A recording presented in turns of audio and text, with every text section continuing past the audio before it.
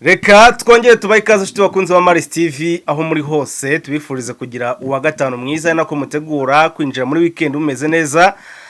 Rero ngira ni abadventiste umunsi wa karindwi mbabwire ngo imyiteguro myiza y'Isabato nanjye ndimo ubwo nanjye ndabyibwiye uko ndi kubona Senama yanze kubimbwira. Senama wiriwe neza? Mwiriwe neza Maris. Gihe twavuganiye ni ugeze umbwira ngo Isabato imyiteguro myiza y'Isabato nawe uzi ko ndi umudive. Cyangwa urumujia? Nge ndi umujia nawe ufite ipeti rya chef guide. Chef guide rero abari nka colonel mu gisirikare. Rero ntabwo nari mbizi pe urantunguye. Nge ndi umujia rwose. Turi ku itariki 12 rero tuje guha makuru abakunzi ba Maris TV na makuru menshi cyane bwana Senama. Yego. Ndikubona y'umufe turikomeje gufata ibice byinshi cyane by'umwariko twavuga nka masisi yose ko imaze gufatwa nka 95%. Yego. Cyangwa se 99 kuko ni ibice bibiri byo muri ubufamando bitarafatwa. Ngira ngo ibyo bice bibiri bitarafatwa twabibarira nka 1% ku buryo twavuga ko 99 masisi yose maze gufatwa. Aho ngaho ntabwo waba wibeshye. Ntago naba nibeshye. Rero n'uri duhere muri Masisi mukanya turajya Warikare turaza kujya Side Kivu Minembwe ndetse no muri Uvira by'umwariko y'inkuru yo mu Minembwe yo ndi kubona ibabaje. Inkuru mu Minembwe irababaje cyane agari inkuru ishimishije gusa ishobora kubishimishije ku ruhande rwa AFC M23 no ku ruhande rw'abanyamurenge bitwa ngo nitwirwaneho ngo ngamadubu. Yego. Nzambona abakecuru b'amadubu kazi bishima iyo amadubu yabo yakoze igikorwa cya hatari. N'ubu rero asanga rwose mu Minembwe hari kubyinwa insinzi bitewe n'inkuru mbona yahabaye gusa ishobora kubibabaje ku ruhande rumwe. Reka rero tutabatindiye duhere muri Masisi rero M23 yongeye ifata kandi gace gakomeye cyane kitwa Kanyundo. Niba bavuga Kanyundo niba ari Kanyundo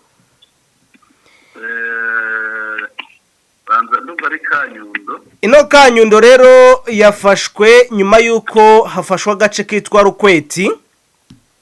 Yego Rukweti. Kuko ubu tuvugana M23 akomeje imirwano igarura ibindi bice byo muri Bashari muri Masisi nyine ni imirwano yabaye shofta cya 11 nibwo M23 igaruriye akarere ka Kanyundo naho bita Kanyampiya. Niba warakurikiye neza Kanyampiya nkunda kuyivuga. Kanyampiya ni umusozi uri hagati y'Abibwe na Rukweti. Ni umusozi cyane ushinze kuzamuka kumanuka rwose Marisi biba bikomeye. Rero iyo uvuga Bashari ziri ukwinshi. Hariya ni muri Bashari Mukoto. Ibyo uvuga ko ari muri Bashari Mukoto kiriya gice. Kuko ari na Bashari Kayembe. Hari Bashari Kayembe, hari Bashari Mukoto. Yego na ahantu hahana imbibi ariko ntabibwi ifashe iri muri Bashari Mukoto. Nuko. Rero ino Kanyampiya yafashwe hakaba ari ngo muri Agise bibwe ukomeza bitazahembe. Oya, Hembiri hirya kugira ngo uve Kanyampiya ugere Hembe bakoze urugendo rurerure ahubwo Kanyampiya ni umusozi iyo uvuyeho ushobora kuza ugahinduka mu bice bya ushobora guhinduka Mukengwa muri Mukengwa ushobora guhinduka mu ntango y'ahantu nk'aho. Rero ibibaye nyuma yuko M23 yigaruriye nyine akarere ka Hembe hamwe n'Abibwe muri Bashari Mukoto nko babivuze kongeraho na Rukweti. Ngira ngo ku munsi w'ejo nibwo twaba breakingiye tubabwira ko iyi Rukweti yamaze gufatwa. Ikintu cyanangaje kuri Rukweti ngo nuko Rukweti buriya mu mateka yose ya DRC ngo ntago Rukweti igeze bamo ingabo za DRC cyangwa za FARDC. Zahagera ziturutse Marisi. Yakwereka uko hameze ariko nakwemereye ko gushakira amakuru yawe ndayamuye. Ntabwo zahagera zite. Ngira Rukweti yamye ari ibirindiro by'aba APSRS hamwe na za FDLR. Ntabwo bahagera ngo bahabe bahagera batambuka ariko ni gake bahagera rwose. none se basi Rukweti ni karitsiye irimo ubutunzi bungana gute ku buryo twavuga ko ariyo mpamvu izi wazendo zari zarakomeje kuhakomeraho cyane? Rukweti irimo ibiryo. Rukweti kuhakomeraho urabona bari bamaze kwirukana ibibindi. Rukweti kuhakomeraho bari barabamanuye babarasira ahitwa muri Rwamwa, ni umugezi munini w'abanyabinge n'igice cya Rwageri. Barabamanura babageza ahitwa Munongo, barabamanura babageza ahitwa Ndurumo. Ndurumo na Rukweti kugira ngo bagiye bageza rwose bakabakubita bakabamanura bakabageza aho ngaho inshuro nyinshi. Rukweti rero ni inzira nanone ushobora guca ukazakomeza ukazahinduka imasiteri kuri teritwari, ariko ubu wakoze urugendo. Ariko by'umwihariko Rukweti izwiho kugira ibintu bamwe b'urutoki. Rukweti bamwe amateke atagira ingano, wabona uko asobanura ni menshi. ngahe nguko rero nuko byifashe muri Masisi. Rero kugira ngo tutwarire ibice icyarimwe nyemera tuhite twambuka gato tujye muri Warikare rero amakuru avuga yuko nyuma yaho M23 ifashe bya bice birimo Burayi birimo n'aka gace barutse gufata ejo bundi kari mu marembo neza ya Pinga, ubu tuvugana ngo FRDC yabonye amahitamo ari nayandi usibye gusohoka mu mujyi wa Pinga kubera ko babonye bamaze kugotwa na M23 impande zombi. Birasohokamo yerekeze Marisiko mbona ikiribo. Niba umuntu agukubise aturutse muri Warikare akagukubitira Pinga, akagukubita aturutse Masisi, noneho undi akagukubitira Ibibwe, urimo aho hagati mu kantu nubwo harimo intera ariko urimo aho hagati kandi hagati hatameze neza ni mu mashyamba. Ni ukuvuga Pinga buriya yari nk'ikigega gifasha abazarendo, gifasha FDLR kugana ibitero ahantu hatandukanye. AFC M23 yafashe harimo za Ntati, bya bice bya Masisi, ibice bya baseseraga bagahinguka no hafi ya Gashuga. Ubwo iyo hageze Gashuga Karembe basigaye inyuma, urubwo baba binjiyemo hagati. Iyo nzira rero kuva bakubitiwe Ihembe, bagakubitirwa ahitwa za Hikiro, bagakubitirwa Inyagisozi, bagakubitirwa Mumu, bagakubitirwa Macumbi, bakamanurwa epfo za Burende na za Kibarake na Rutangazo, ahitwa Ishibu, ahitwa za Kabondo epfo mu mashyamba. Buriya baba bakumanuye bakujyanye cyane, ni nko kubafata abaruguru bakabamanura bakabegereza bete. Noneho Pinga nayo ikongera igakanda, ni nko kubazana babahuriza hagati. Rero aha ni buhungire hari amashyamba umenenganamo ukinjira muri Warikare, ariko nta mashyamba y'inzitane. Sinzi niba iri buce izo nzira niba biri buyorohere. Ubwo ndavuga Wazarendo, FRDC nabo bafatanije bose FDLR, ariko hari abahuye n'akaga gakomeye. Bahuye n'akaga gakomeye bwana Senama kubera ko even ubu ngubu mu gitondo cyo kwa 12 yego ngo bari kugenda bahunga santere ya Pinga bitewe nuko bafite amakuru ko kubera guhera ku mugoroba ku itariki ya 11 M23 ku deployinga muri Agisemeti. Yego ngo hageze amakamyo 8 y'abasirikare ba M23. Ubwo ni za fuso zimwe bagendamo nabonye na M23 nayo igenda muri ari amafuso. Ariko kandi ari amafuso nabonye hari abakunzi ba M23 baje bayanga ngara amafuso ngo umunsi baguye muri ambushi iki ni ikirumva nyine komateri z'abakunzi bayo nizabura. Ariko rwose ngo amakamyo cyangwa se amafuso 8 yarasesekaye muri Agisemeti. Iyo nkuru rero yabaye igitakara mu matwi ya FIDC iravuga iti bitewe n'ukuntu abantu batugose amahitamo n'andi usibye gutangira guhunga kugira ngo tuzapfira amahanga nabo ugera umva bavuga ngo bango komanda mwiza n'uharanira gucyura ingabo ze zikiri nzima zose n'ubundi nuko nguko ubwo rero uyu mukomanda wa FARDC uri kuyobora muri Pinga abaye yakoze iki kintu cyo guhunga hakiri kare nge namwita umugabo bitewe n'uko n'andi mahitamo yari ahari yaba umugabo kuko hariya ntiwaharwanira ni kuvuga Pinga hariya ahantu hazengurutswe n'inzuzi ni inzuzi gusa uretse n'inzuzi ni n'amashami rero hariya kuharwanira ni ikintu kigoye ni ikintu kigoye nyemera rero twigire mu yandi makuru tujye mu bindi bice igice nshaka kugira ngo twerekezemo nicyo muri Minembwe ubwo twagiye Sud Kivu mu Minembwe rero ya nkuru ibabaje imwe nababwiraga ni yuko ngo ingabo z'abarundi zaguye muri ambusha aho bita mu Gahwera ku munsi w'ejo ni imirwano yabaye ejo tariki ya 11 ubwo ingabo z'Ondero ndetse na coalition bagabaga igitero kwitwirwana na M23 ngo nuko twirwana na M23 yarabaretse baraza kuko ngira ngo tekinike M23 ikunda kuyikoresha ukayirasaho ikakuhereraho ukagira ngo nubwo bayagize cyangwa se yahunze noneho rero abarundi batekereje ko M23 kutabasubiza kwayo ngo ari uguhunga ishobora kuba yahunze yavuye muri ako karere by'umwariko aho bita muri Mwika ubwo rero abantu batuye Sud Kivu mu Minembwe baza gace bita Mwika barangije bariyahura abandi rero baraza bavuga ati za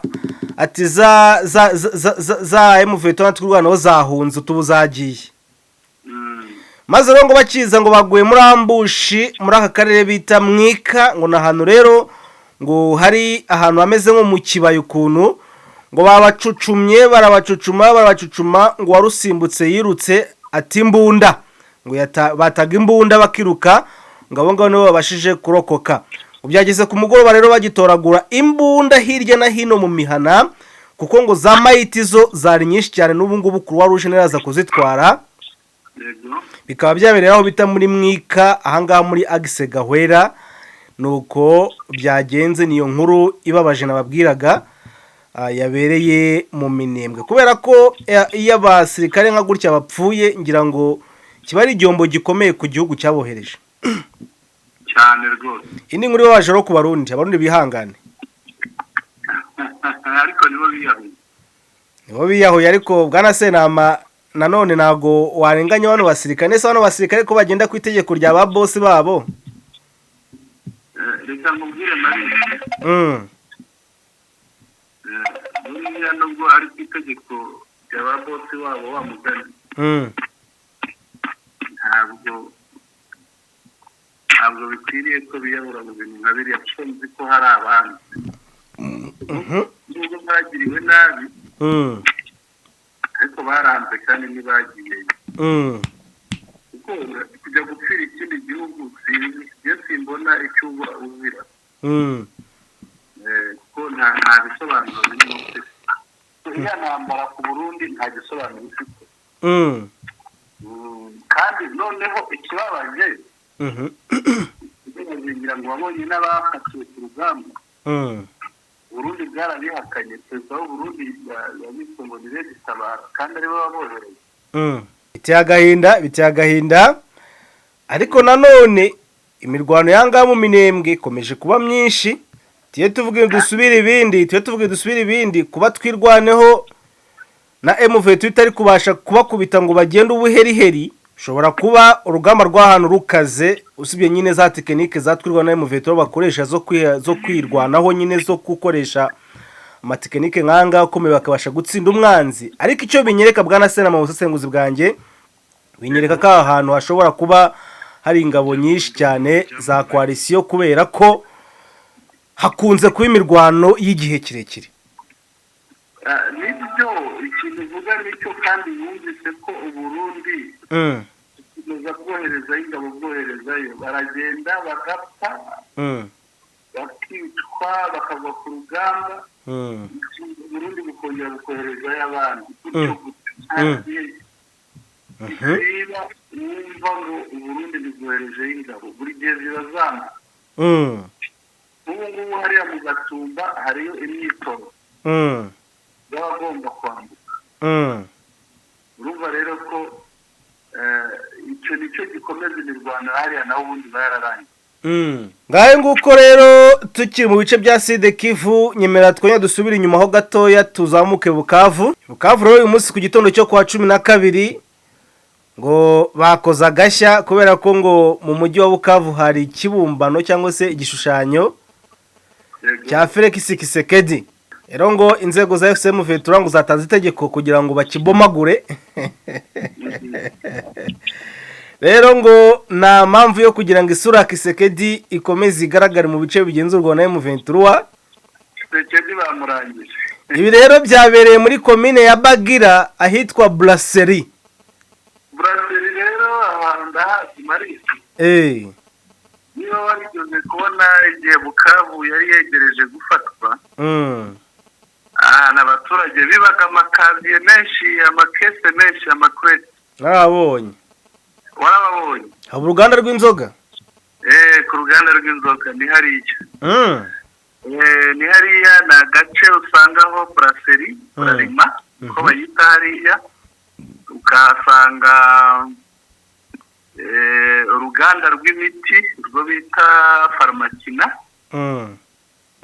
ibintu nk'ibyo n'ibitaro bikuru ibitaro bikuru niho biri kuri uwo murongo biri mu rugabano Bagira dukomeza n'amakuru rero mu kanya ndaje nguhe ijambo nawe uduhe update iwabo waduteguriye ariko onyemera mbanza nanye nyaruke vuba nse nkosoze zanjye reka mite nsimbukira aho bita muri Uvira rero tukiri Sud Kivu waruzi ko wa Muzarendo wari wungirije ni Yakutumba yari yungirije ndede uyu nguyu bita ngo ni Colonel mwita Konendera reka magire neza yungirije Yakutumba igirwa general Yakutumba ndikubona mwita ngo ni Colonel Kijangara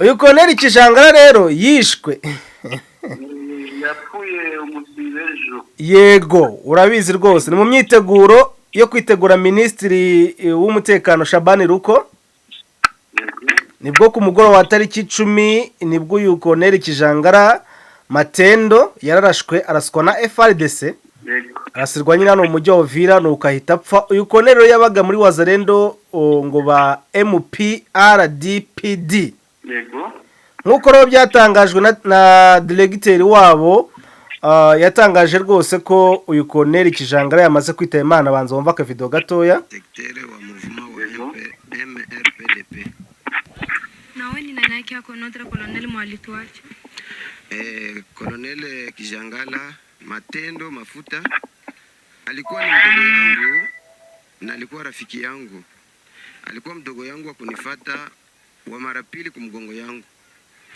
lakini siku alipatwa na risasi hatukuwa pamoja. Mimi nilikuwa frontier wakati balisema kama Gasita anakuya, tuko frontiere kwa kuzuia mipaka yetu ili adui asipenye, lakini chose grave mimi niko frontier nasikia bananiita mdogo yangu anapigiwa basi.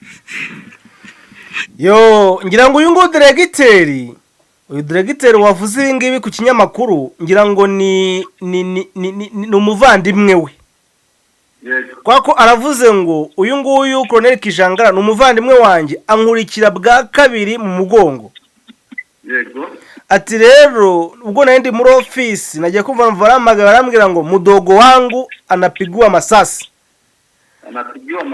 ati murumuna wanjye bamaze kumurasa akubiswa amasasi ngira ngo hanga hise nagire emotion ararira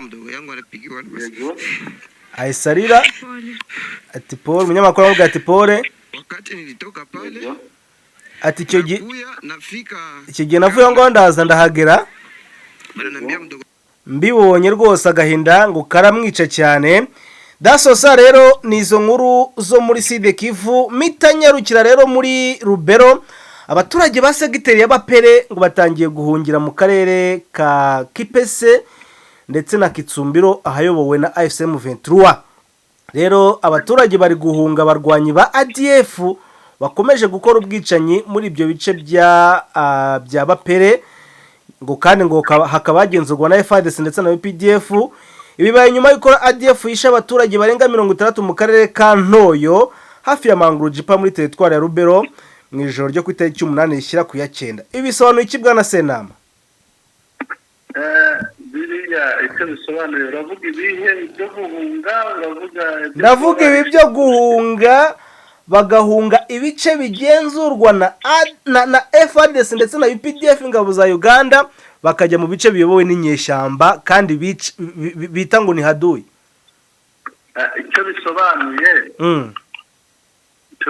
ubundi buriya n'abarwana bose imbaraga zabo za mbere n'abaturage.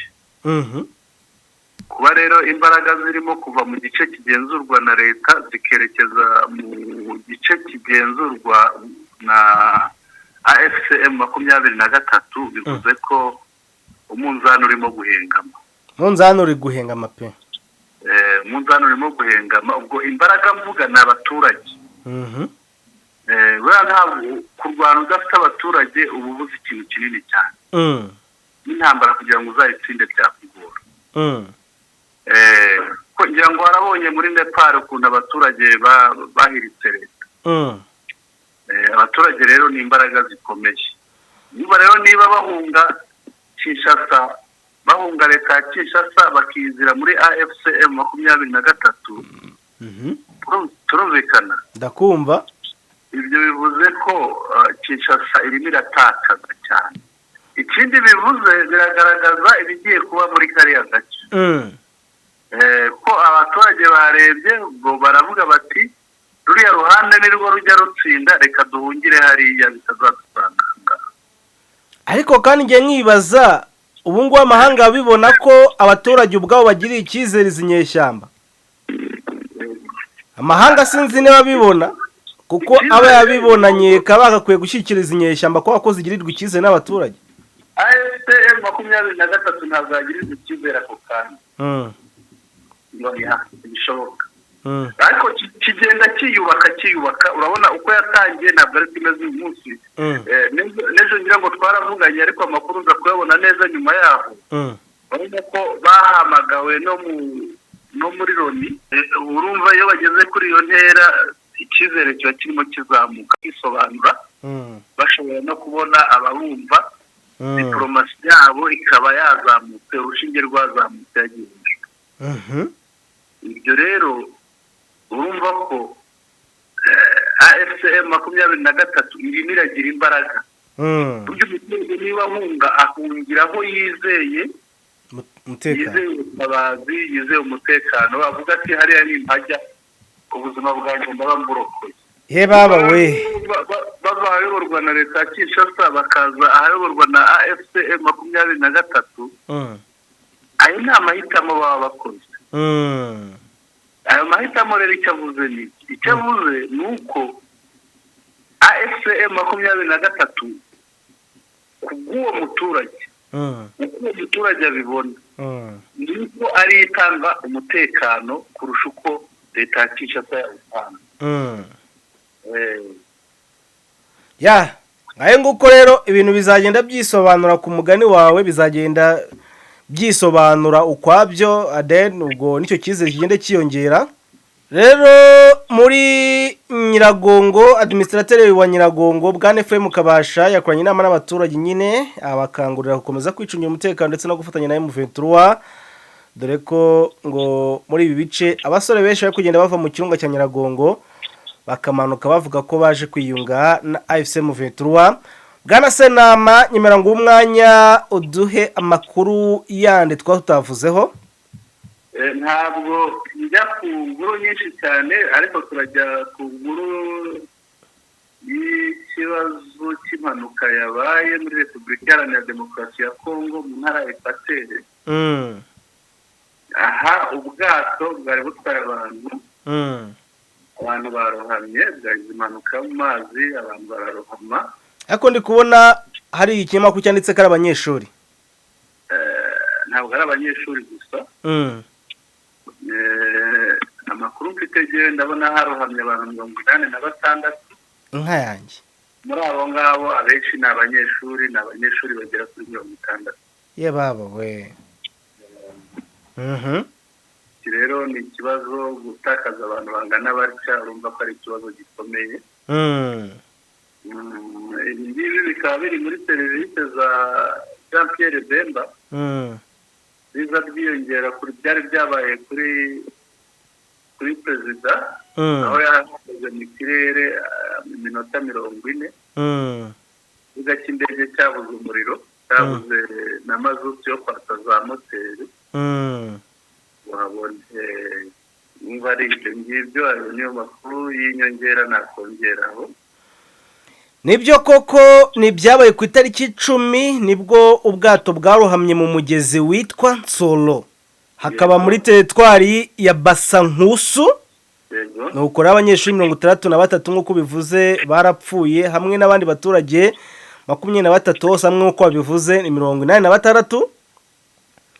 Ikibabaje rero nuko nyine nabo tabazi bugeze bubaho muri no province ya Equateur nyine ngo ni naho ngo Jean Pierre Bemba turuka ni iwabo wa Jean Pierre Bemba rero ibyose bikomeje kujya ku gatwe ka Jean Pierre Bemba niwe bireba umva rero ko bifite n'ikibazo noneho rero nago byakabaye amahitamo meza ko abaturage bakoresha transport y'amazi kandi hari ubutaka ahubwo ngo nuko impamvu imihanda yahangaye bari mibi cyane kurusha uko wanyura mu mazi imihanda bari mibi none abagenzi bakemera bagahitamo inzira y'amazi kubera imihanda ari mibi